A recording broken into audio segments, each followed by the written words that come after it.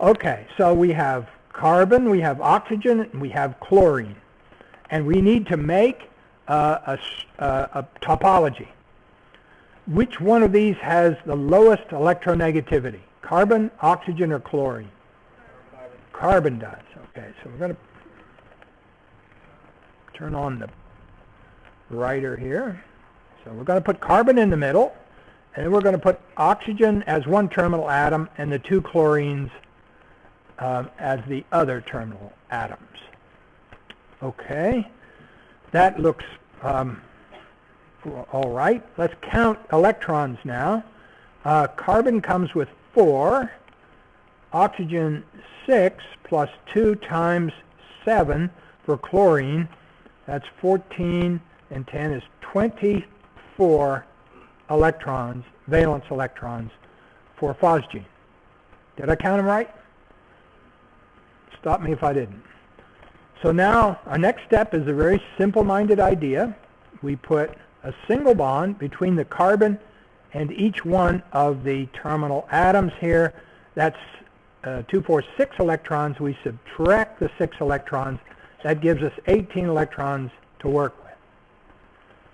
Now those 18 electrons go in pairs around the terminal atom. So 2, 4, 6, 8, 10, 12, 14, 16, 18.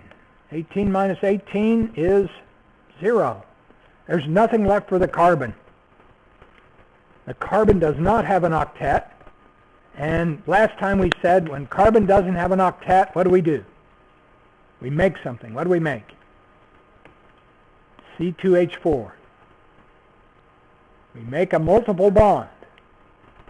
And how do we do it? Well, carbon has nothing to give, so we recognize that carbon, oxygen, and nitrogen are among the atoms that make multiple bonds most frequently. So we'll take a pair of electrons from the oxygen, and we will make a double bond to share that pair of electrons with carbon. That will leave oxygen still with 8, but now it'll leave carbon with 8.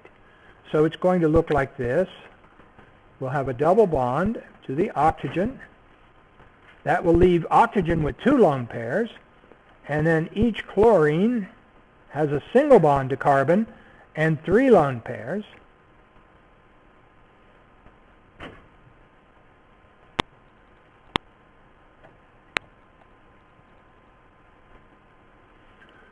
And now it looks like everybody has 8 electrons. This oxygen has 4, and a share of 4 makes 8. It's a good idea to circle these things. Chlorines have 6 plus 2 is 8. And carbon has 4, 6, 8. Carbon has 8 as well. So now all the octets are okay. And we made it that way by making one double bond.